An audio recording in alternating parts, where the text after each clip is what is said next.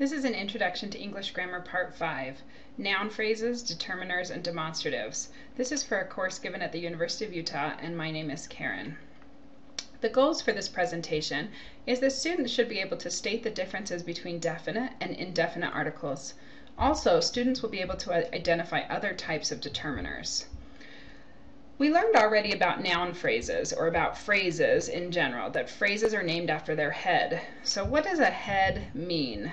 Well, a head, it's the main word of the phrase. So if we have a noun phrase, it's a phrase that contains a noun. Likewise, a verb phrase is a phrase that contains a verb. The structure of noun phrases is there are three subcategories of determiners to sequence that come before a noun. So the structure of a noun phrase includes a noun, we already decided, but it also can have a predeterminer, a determiner, and a postdeterminer plus the noun. Here are two examples. Both my parents contains the predeterminer and the determiner, and then the noun, parents. Okay, we can also have the third row where we have a determiner and a postdeterminer. Some information about determiners is that generally determiners are the thing that goes before a noun. Okay, not a real clear definition by some counts. The kinds of determiners we'll talk about are articles, demonstratives, possessive pronouns, quantities, possessive noun phrases. There are two types of determiners in English. We have articles and we have demonstratives. The articles in English are a, an, the, and the. And sometimes some can behave like an article. Demonstratives are this, that, these, and those. The functions of these determiners are not completely understood. We will explore some of the uses of these determiners. Non-native speakers, you're probably hoping that I'm going to say this is exactly how you get them correct all the time. But the truth is I can't give you that kind of information because we're still learning about how these work. Here's a thinking activity. Non-native speakers are known to have trouble with the English determiner system. Studies show that it's one of the last things about English syntax to be acquired, meaning that if you are a non-native speaker and you've been great at English for many, many years, you may still struggle sometimes with article usage. Imagine you are teaching or tutoring a non-native English speaker. Okay? Your student says, "Why do I have to put determiners in front of the noun?" Think about this and write some ideas about how you could explain the English determiner system. We'll check back in again at the end to see if you got your ideas right from the list that I'm going to give you. Okay, go ahead and pause the video if you want to take time to do this activity now. So we said that a, and an are indefinite articles. The, or the, and the are definite articles.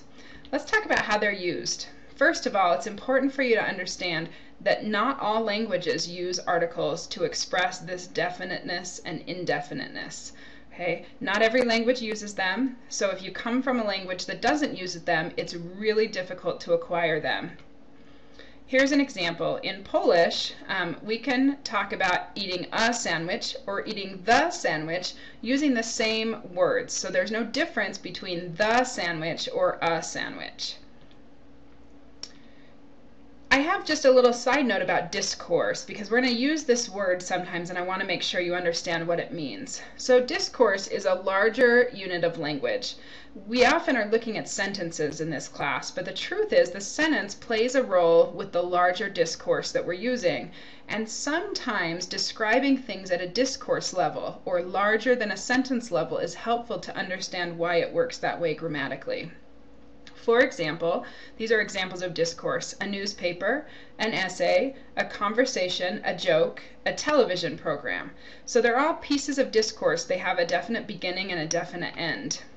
As we will see in the case of articles, many grammar points in this class are better explained when we consider them at the discourse level.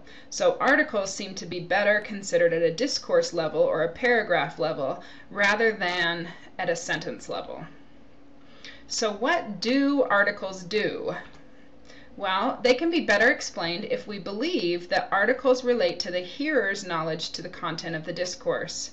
Okay, what that means is that it seems that things the hearer doesn't know about. So the person I'm talking to, the person I'm writing for, if they don't previously know about something, then I should introduce it with a or an. But it seems that things that the hearer does know about, they're introduced with the. Okay. Another side note here, this is more of a teaching grammar, not necessarily a descriptive grammar. So for example, if I'm writing a paper for someone, when they don't know the thing about which I'm speaking, I'm going to introduce it with an or an. Then when I get to the point where the person reading or the hearer understands what it is that I'm talking about, now I can start to use the. This is probably the simplest explanation I can give of how to determine which article to use.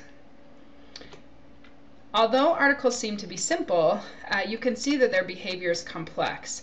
Articles are one of the last things to be acquired by non-native speakers. And articles are still poorly understood by linguists, but discourse level analyses make more sense than sentence level rules.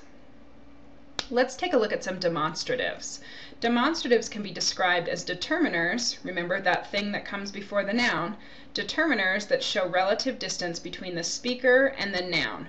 So in articles, we are worried about what the hearer knows. Now the speaker makes choices on demonstratives based on where the speaker is from the noun. Okay, in some cases, this is a figurative distance, meaning that I want to separate myself from some sort of an idea or some sort of a concept instead of an actual physical distance. These are the demonstratives that we use. If it's near and it's singular, we use this. If it's near and it's plural, we use these. If it's far and singular, we use that. And if it's far and plural, we use those. Let's take a look at an example. So here we are sitting in a meeting talking about a paper. Person A says, "This document will explain everything you need to know." And person B says, "Does that document explain the third quarter figures?" So this, as used in A, indicates the first speaker's physical proximity to the document. That, in person B, indicates the second speaker's physical distance from the document. Here's another example. The Nazi government during World War II performed unethical scientific experiments. Those experiments killed many people unnecessarily. This historical background is one of the reasons we now have ethical guidelines for experiments, okay, even in our university research. When the person is using those, it's indicating the speaker's wish to distance themselves in time and in philosophy from the unethical experiments. So I don't want people to think I'm part of those unethical experiments. This expresses the speaker's figurative proximity to the topic. It's the topic he's currently talking about, so it's okay to use the demonstrative that demonstrates close proximity. So a summary of the determiners is that determiners are things that go before nouns. Articles and demonstratives are two kinds of determiners. Articles might be for relating the hearer's knowledge to the information. Demonstratives can be used to focus the hearer's attention on something particular. So let's go back to that thinking activity that you did. How did you do? If a non-native speaker has trouble with those, how can we teach a non-native speaker why we need to put determiners in front of the nouns? Okay, so check with your ideas. Does it match what we just talked about with articles and determiners? One of the interesting things about articles and determiners, or articles and demonstratives, is that they're very small. They seem almost unnecessary. However, for a native English speaker in writing, they're very necessary in order for us to understand the writer's intent.